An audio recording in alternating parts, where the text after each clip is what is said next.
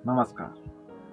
सर्वप्रथम उन किसानों को सैल्यूट करना चाहूँगा जो आज तक इस किसान आंदोलन में शहीद हो चुके हैं। हालांकि वो आधिकारिक रूप से शहीद नहीं है, यानी सरकारी तंत्र नहीं मानेगा कि ये शहीद है, पर मेरी किसान कौम के लिए ये शहीद है और ये हमारे लिए बहुत महत्वपूर्ण है। बलिदान है ये किसानों के लिए इनका। अब मैं बात करूँगा आपसे कि ये जो 3 बिल है सरकार ने पास किए हैं, ये तीनों बिल किसानों को बिल्कुल खत्म करने का काम करेंगे, बिल्कुल डिवाइड करने का या बिल्कुल खत्म करने का काम करेंगे। कुछ लोग इसमें मान रहे हैं कि ये बिल किसानों के हित में है, तो मैं उन लोगों से कह देना चाहता हूँ ये आपकी गलत धारणा है। ये बिल किसानों के हित में नहीं है, ये सिर्फ पूंजीपतियों के हित में है। इसके मैं आपको इसके बारे में बताऊंगा कि सर्वप्रथम स्टॉक लिमिट खत्म करने का एक बिल में प्रावधान है। स्टॉक लिमिट खत्म होने से किसानों पर क्या प्रभाव पड़ेगा? स्टॉक लिमिट खत्म होने से पूंजीपति लोग हैं, पूंजीपति से मेरा मतलब ये नहीं कि 1 करोड़ 1 लाख 2 लाख वाले आदमी जो लाखपति है, नहीं। पूंजीपतियों से मेरा संबंध है सिर्फ करोड़पति या अरबपतियों से। वो लिमिट बनाएंगे अपनी या स्टॉक करेंगे अनलिमिटेड। वो उनकी सीमा नहीं है कि उनके पास पैसा है, धन है, सिर्फ अनलिमिटेड स्टॉक कर लेंगे। स्टॉक करने के बाद जो बाजार में, अगर किसान कोई बाजार में अपना माल लेकर जाएगा, उत्पाद लेकर जाएगा, उससे पहले 10 या 15 दिन या 20 दिन पहले वो अपना माल बाजार में डाल देंगे। उससे जो मार्केट है उसमें कृषि उपज की कीमत गिर जाएगी। अब किसान की इतनी कैपेसिटी नहीं कि वो माल रोक सके, तो किसान क्या करेगा? मजबूरी में वो माल गिरी कीमत पर यानी कम कीमत पर बेच कर आएगा। और जैसे ही किसानों का माल बिकेगा, पूंजीपति अपना माल जो स्टॉक से माल निकालना बंद कर देंगे। और जो बीच का जो पीरियड आया था जिसमें किसान माल बेच रहे थे, कम कीमत में माल बेच रहे थे, पूंजीपति उस माल को खरीदेंगे। परंतु जैसे ही वो इनका माल बिक जाएगा, वो अपना माल रोक देंगे पूंजीपति भी, तो कीमत फिर से बढ़ जाएगी। अब सामान्य उपभोक्ताओं या सामान्य आदमी को अगर जो भी कृषि उपज है उसकी जरूरत है, जैसे गेहूं की, चने की अगर जरूरत है, तो वो क्या है, बढ़ी हुई कीमतों पर खरीदना पड़ेगा। क्यों? क्योंकि वो कीमतों के आधार पर ही अपना स्टॉक रिलीज करेंगे, उन पर कोई पाबंदी नहीं है। तो इस वजह से ये पहला जो स्टॉक लिमिट वाला है वो किसानों के हित में नहीं है, उपभोक्ताओं के हित में भी नहीं है। किसानों को कम कीमत में माल बेचना पड़ रहा है मजबूरन, जबकि उपभोक्ताओं को ज्यादा कीमत पर माल खरीदना पड़ रहा है। और इससे मजबूत होंगे तो सिर्फ और सिर्फ पूंजीपति, कुछ पूंजीपति लोग मजबूत होंगे, बाकी सब बिखर जाएंगे।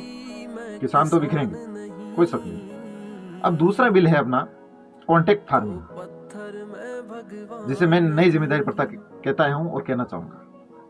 ये आप मानकर चलिए नई जिम्मेदारी प्रथा ही है।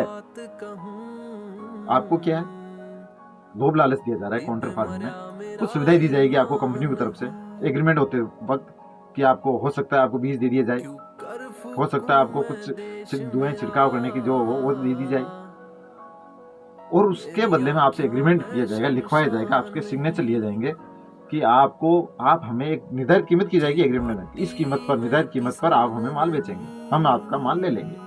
हमें बहुत अच्छा लगेगा, मंडी जाना नहीं पड़ेगा, क्योंकि माल ये ले रहे हैं, डायरेक्ट सामान ये दे रहे हैं, पैसा नहीं लगाना पड़ेगा। परंतु हकीकत क्या है? अगर ये माल खरीदते हैं तो उसकी हकीकत क्या है? अब अगर बाजार में कीमत है अधिक, इनकी एग्रीमेंट से अधिक कीमत है, तो मजबूरन हमें एग्रीमेंट का हवाला देते हुए ये हमारे से माल ले जाएंगे, पूंजीपति ले जाएंगे। परंतु अगर बाजार में कीमत कम है एग्रीमेंट के मुकाबले, तो ये माल नहीं ले जाएंगे, या ले जाएंगे तो क्या करेंगे? अपने माल की क्वालिटी पर सवाल उठाएंगे। जो किसान उपज है उसकी क्वालिटी पर सवाल उठाएंगे, कहेगा आपका माल खराब है, मैं इस नहीं खरीद सकता, क्योंकि खराब माल को मैं क्या करूंगा। जैसे अनाज ले लीजिए, कोई भी चावल ले लीजिए, अगर उसमें हल्की कमी रहती है तो उपज में या मतलब कुछ भी क्वालिटी में कमी है, तो उसका बहाना बना के वो माल खरीदने से मना कर देंगे, या माल खरीदेंगे तो उसी औने दाम पर खरीदेंगे। अब तीसरा कानून है अपने, जिसमें सरकारी मंडी और एमएसपी पर सीधा हमला है। उस तंत्र को, वैसे ही सरकारी मंडी बहुत अच्छी नहीं है, अपना यहाँ सरकारी मंडी का जो सिस्टम है वो पहले से ही बुरा हाल में है, परंतु सरकार उसे मजबूत करने के बजाय उसे और खत्म करना चाहती है। वो कैसे?